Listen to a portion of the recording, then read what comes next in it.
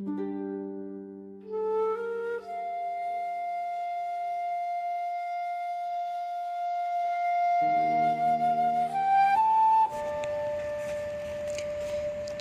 និទានរឿងខ្មែរសូមជូនរឿងសន្តានចិត្តសត្វលាមានបុរសម្នាក់គ្រប់ពេលចេញដំណើរទៅណាម្ដងគាត់តែងតែយកឆ្កែនិងលារបស់គាត់ទៅជាមួយផងដែរថ្ងៃមួយគាត់ធ្វើដំណើរមកពីស្រុកឆ្ងាយហើយបានមកដល់ទីវាលដ៏ស្ងាត់មួយកន្លែងដោយអស់កម្លាំងខ្លាំងពេកគាត់ក៏ឈប់សម្រាកនៅក្រោមដើមឈើមួយដើមរួចក៏ប្រះខ្លួនលង់លក់ទៅខណៈពេលដែលកំពុងតែលង់លក់នោះលាក៏ដើរបិចស្មៅនៅក្បែរនោះគ្រាន់នឹងបានសម្រន់ក្រពះខ្លះចំណែកសត្វឆ្កែមិនអាចស៊ីស្មៅបានតែវាក៏ហេវហត់នឹងស្រេកឃ្លានដូចជាសត្វលាអញ្ចឹងដែរហេតុនេះវាក៏ប្រាប់ឲ្យលាទម្លាក់នំប៉័ងដែលនៅពីលើខ្នងដើម្បីឲ្យខ្លួនបានចំអែតក្រពះផងដែរលាក៏បាននិយាយថាមិនបានទេចៅវាយភ្ញាក់សិនគាត់មុខជារកចំណីរកឲ្យឯងស៊ីជាមិនខានទ្រាំបន្តិចសិនទៅនិយាយចប់លាក៏អោនស៊ីស្មៅបន្តធ្វើប្រងើយរំពេចនោះស្រាប់តែមានឆ្កែចចកមួយក្បាលកំពុងតែឃ្លានចំណីដើរលបសំដៅមករកលាក្នុងបំណងក្រញីឲ្យឆ្ងាញ់មាត់លាឃើញដំណើរដូចមិនសូវស្រួលក៏ប្រញាប់រត់មករកឆ្កែបណ្ដើរអង្វរបណ្ដើរសម្លាញ់ឆ្កែអើយឯងឆាប់ដេញអាចចកនេះចេញទៅវាកំពុងតែចង់សម្លាប់យើងធ្វើជាចំណីអាហារហើយឆ្កែប្រកែកចាំឲ្យចៅវាយភ្ញាក់សិនគាត់នឹងដេញឆ្កែចចកនេះដោយខ្លួនឯងនិយាយហើយឆ្កែក៏ធ្វើមិនដឹងអ្វីទាំងអស់លាក៏คล้ายទៅជាចំណីដ៏ឆ្ងាញ់មាត់របស់ឆ្កែចចកក្នុងគ្រានោះទៅរឿងសន្តានចិត្តសត្វលាសូមចប់តែត្រឹមនេះក្នុងអត្ថបទរឿងខ្លីនេះចង់អប់រំឲ្យយើងដឹងថាបើមិនមានសន្តានចិត្តចំពោះអ្នកដទៃទេក៏មិនគួររំពឹងឲ្យគេមានសន្តានចិត្តចំពោះខ្លួនឯងវិញធ្វើអ្វីរឿងចាបនិងស្ទាំងមានសត្វចាបមួយក្បាលតែងហើរស្វះស្វែងរកចំណីសពទីកន្លែងវាតែងតែចឹកស៊ីគ្រាប់ធម្មជាតិជាអាហារហើយពាំយកទៅទុកក្នុងសម្បុកជាបន្តបន្ទាប់ថ្ងៃមួយវាបានហើរហួសពីទីតំបន់ដែលខ្លួនធ្លាប់រកស៊ីព្រមទាំងរកចំណីបណ្ដើរស្រែកច្រៀងបណ្ដើរប្រកបដោយសេចក្តីសុខក្រៃលែងរំពេចនោះវាឃើញគ្រាប់ស្រូវជ្រុះរប៉ាត់រប៉ាយពេញដី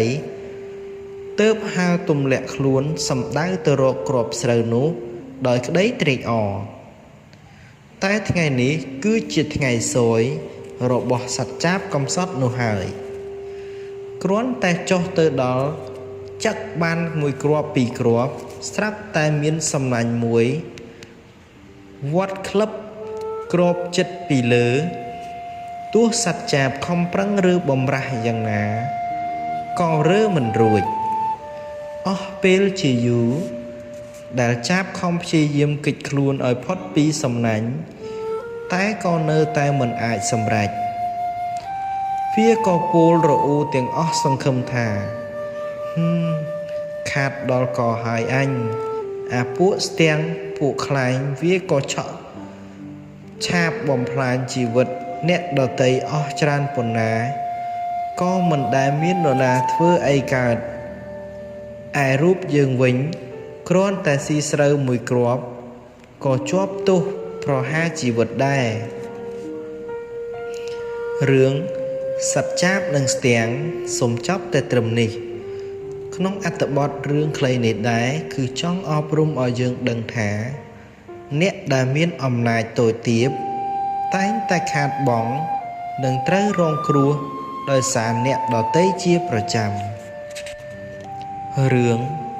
សុំឈើធ្វើដងពូថៅមានជាងឈើម្នាក់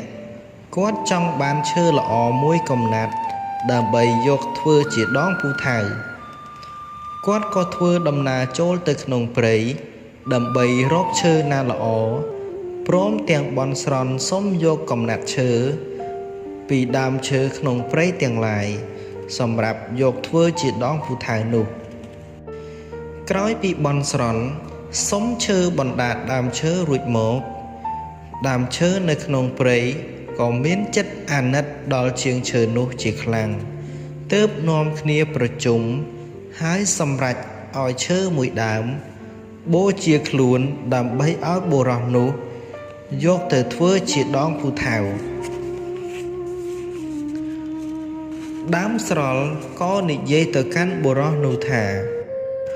យើងសុខចិត្តប្រគល់ឈើមួយដើមនេះ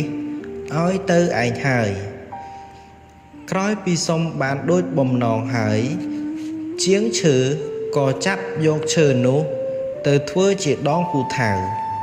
លុះបានពូថៅល្អហើយជាងឈើក៏យកពូថៅនោះមកកាប់ឈើនៅក្នុងព្រៃនោះតែម្ដងមួយដើមដើម្បីយកទៅសាងសង់ផ្ទះ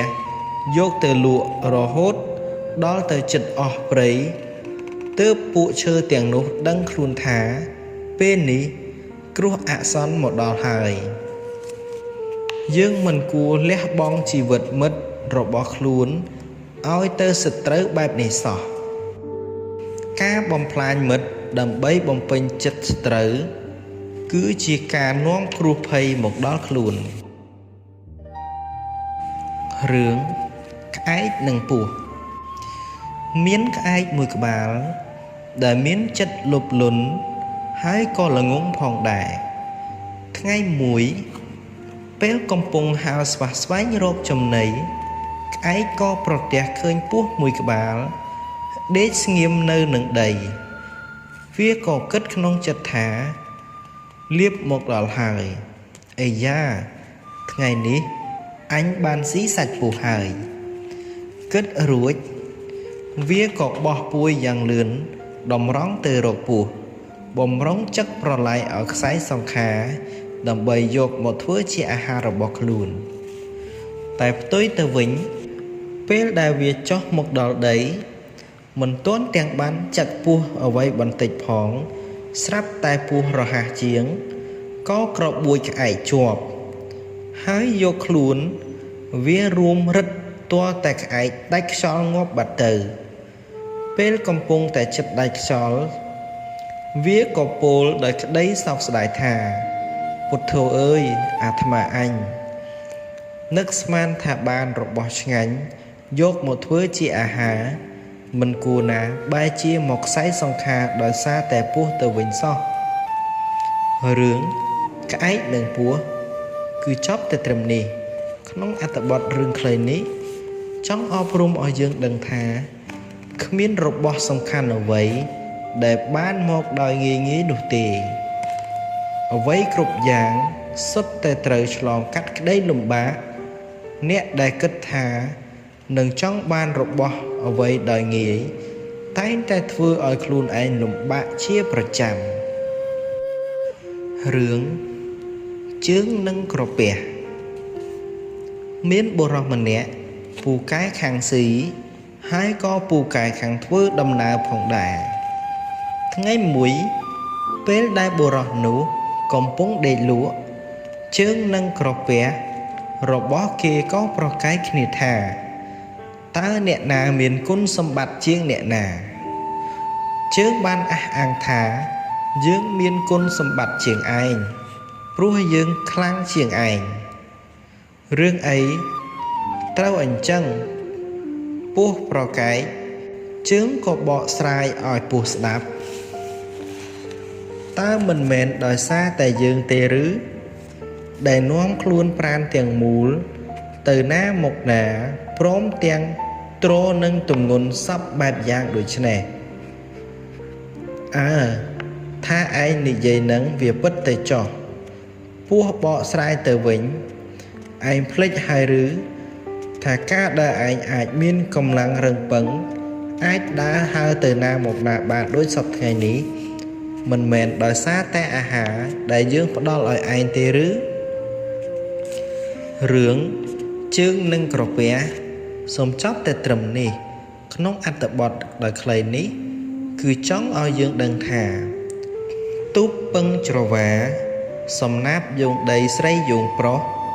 អ្វីគ្រប់យ៉ាងសុទ្ធតែត្រូវការជួយទ្រទ្រង់គ្នាទៅវិញទៅមក